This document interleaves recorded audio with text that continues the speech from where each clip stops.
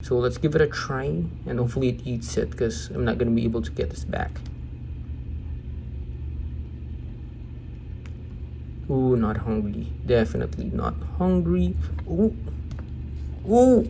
What is up, guys? It's Kyle here, and today we're back with another video after 3 long years. Here we go again. Just a quick tour. What I have is an Heterometrus, the H. longymanis, or the Asian forest scorpion. I also have slings here. I believe this is the Bihomori, the albiceps, and T. vegans that is currently just finished molting. I don't want to disturb it to show you guys, but it did cover up most of the enclosure. And here, this is my feeders at the moment. Before, I used to have 3 different feeders: the lats, the dubia, and the superworms. But now I only have the superworms. Today we're not going to be feeding my slings because I want to save it for when I have the lats nymph. That way it's going to be more fun to feed them. This is my breeding setup. This is where I make the beetles, and this is where I keep the beetles.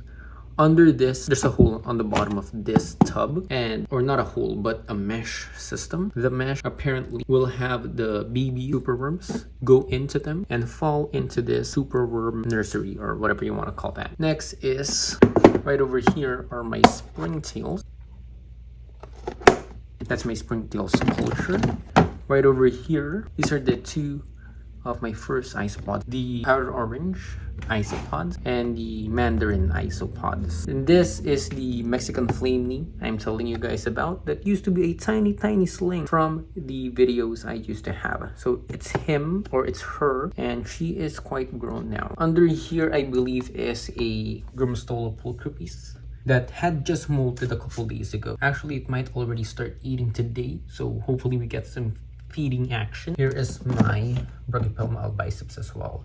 So I have 2 of them now. One's a sling and one is a adult. So you guys are pretty much up to speed on what I have now in my collection. Let's go ahead and start the video. So today's mission is to mist the enclosures down here. I think this Simani is already in a pre-molt, since look at its web ham. It's technically making web hammocks now. And this guy over here, I think, is just sleep. So let's go ahead and start. I want to start this video with someone you guys are familiar with, and that'll be the Rippelma oratum, or the Mexican flame knee tarantula that I had. He is a bit bulky, or honestly, I don't know why I haven't gendered this one yet. Throughout that 3 years I had him, I never actually checked if it's a male or a female.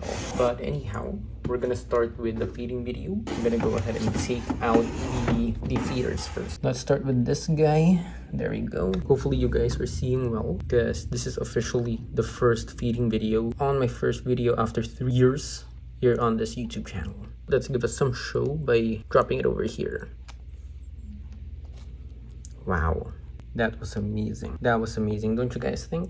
And then let's go ahead and get into misting. I normally mist the enclosure about opposite side of where the tarantula is, so I'll go ahead and mist it over here.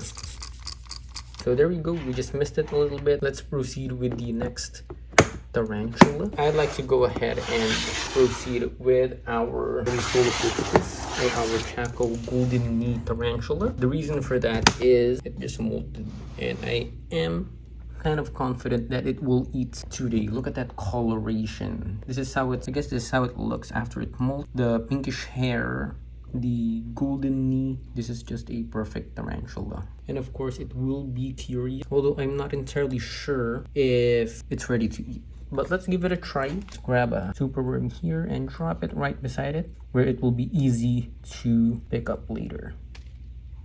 Oops. Is it hungry? Is it hungry? Oh. Are you gonna eat that? Oh. I can't believe it. After a week of molting, it had already started to eat, because sometimes it may take up to 10 days, may take up to 2 weeks, but this guy immediately started eating. Hey, quit it. Yeah, immediately started to eat. That is amazing. By the way, this is the first time that I fed this one.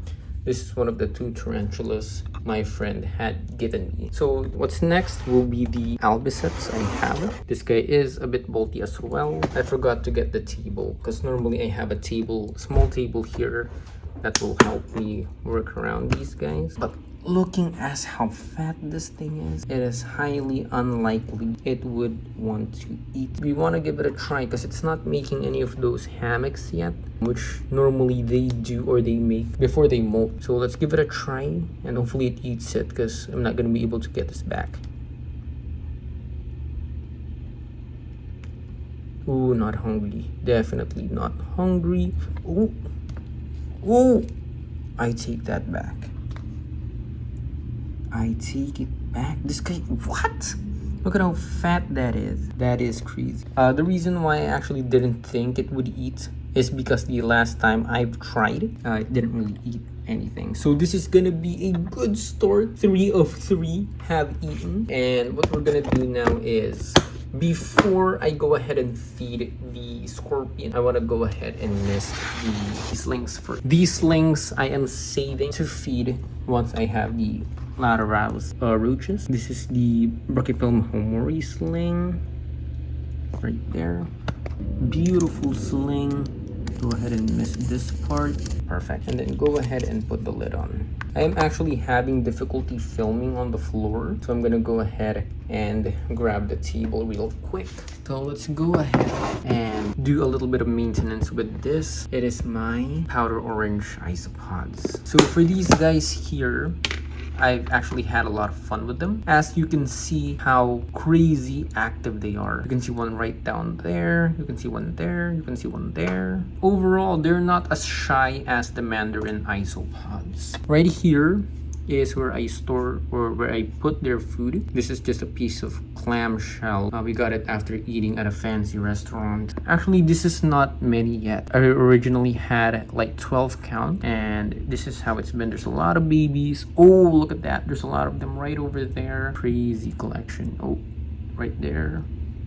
Yeah, I am happy with them. They do eat a lot, and right now they didn't really finish their food. So my rule of thumb is, if they don't finish their food, look at that. That is what's under their feeding dish. The springtails are eating the leftover. Normally what I do is I just put back the leftovers and there's poop in there because they poop in the feeding dish, and then I'll go ahead and take my isopod chow. This isopod chow I actually made them myself. You can find some available online like Lazada or Shopee if you're from the Philippines. And then I'll go ahead and put this back, drop it in there. I hate how the new iPhone will not focus. I used to film on an iPhone 7 Plus and now I film on an iPhone 14 Pro Max, and it is not focusing well. Very annoying.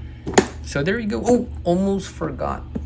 A dry isopod is a dead isopod. So never forget to mist these guys. Look at how dry the walls are. Make sure to mist the enclosure every 2 to 3 days. So I just go ahead and mist all these sphagnum moss. Just like that. That should be enough for 2 to 3 days. So yeah, here they are enjoying the wet. As you can see, they really benefit from a damp enclosure. Some hang out in the drier spot. You want to make a microclimate in here, so very wet, and then over here is like the dry environment. I keep the food in the dry side just so that it doesn't have any molds, and don't forget to replace it every time. Normally I would recommend to throw out the leftovers, but if they do have like a little bit of leftovers, you can just throw it back in. The springtails will take care of it. And if there is a mold breakout in the enclosure, I'll just add more springtails. As you can see how much springtails I had. If I put all of those in there, sadly you might lose a lot of isopods because of how they will outcompete them with the food. Here's another species that I have. They are a cuberry species and they are called the Mandarin isopods. Just look at these beauties up close. You will know right away why they are called Mandarin, because they're orange, I guess. Here are some of them outside. There we go, there's one there, and yeah, looks like the other one ran away. There we go, right down there. Now I'll go ahead and just mist this side. As you can observe, these guys are a much shyer species, unlike the powder orange. Hey, quit that! Unlike the powder orange I had, these guys are more discreet and hidden, and doesn't really like that much attention. All right, but you can see some of them every once in a while. Those are babies. There are gnats here, which is fucking annoying. Alright, so that sums it up for the Mandarin isopods. And then next, I want to check these guys. This is the Rippelma albiceps. Go ahead and miss the opposite side.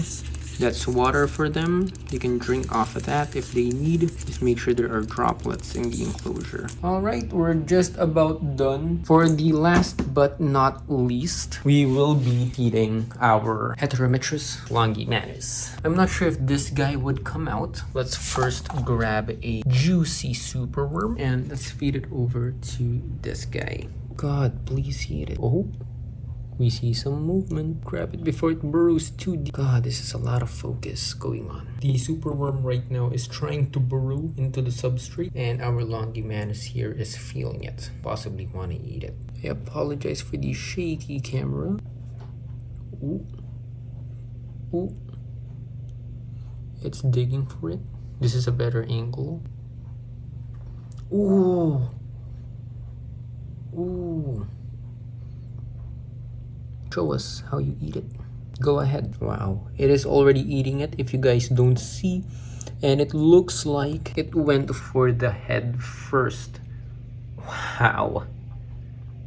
That is amazing. Alright, that is perfect. Woo. That was one crazy takedown. Definitely worth the wait. As you can see, the way it dug and hunted for that worm. Unfortunately for this one though, there will be no feeding today as there are signs that it is in the pre-molt. So we're just gonna wait that guy out and then we will feed it soon. So that is it for today, and I guess I will see you guys in the next one. Bye!